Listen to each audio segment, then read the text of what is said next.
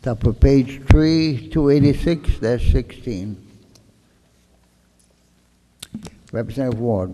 Thank you, Speaker. In support, with some regrets, brief comments. Please proceed.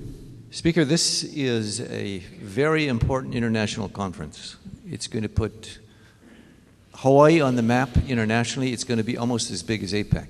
The whole world of conservation, the best brains and the biggest bodies and organizations will be here. The unfortunate thing, Mr. Speaker, we have the right conference with the wrong sponsor. If there's any organization that cannot afford $4 million to put on this conference, is DLNR.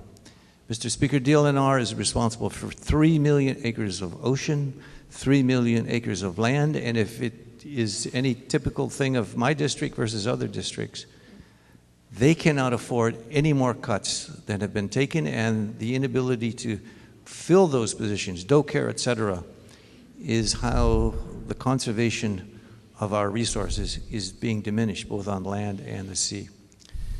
I think it's more appropriate, Mr. Speaker, if the Finance Committee would consider making the Hawaii Tourism Authority fund this, not take it out of the organization that can least afford it, but we'll get all the credit. And Mr. Speaker, you don't have to pay for an organization in order to run it. There are many things coming up where you're not, even though you're the one responsible for doing it, you don't pay for it. Case in point, this year there's going to be 2 national conventions. The parties are not going to pay for it. The private sector is going to pay for it. So I think DLNR can go front and center on the world stage for conservation, but to take it out of their budget, I think is unnecessary. So HTA would be my choice. Thank you, Speaker. All right, thank you very much, Representative.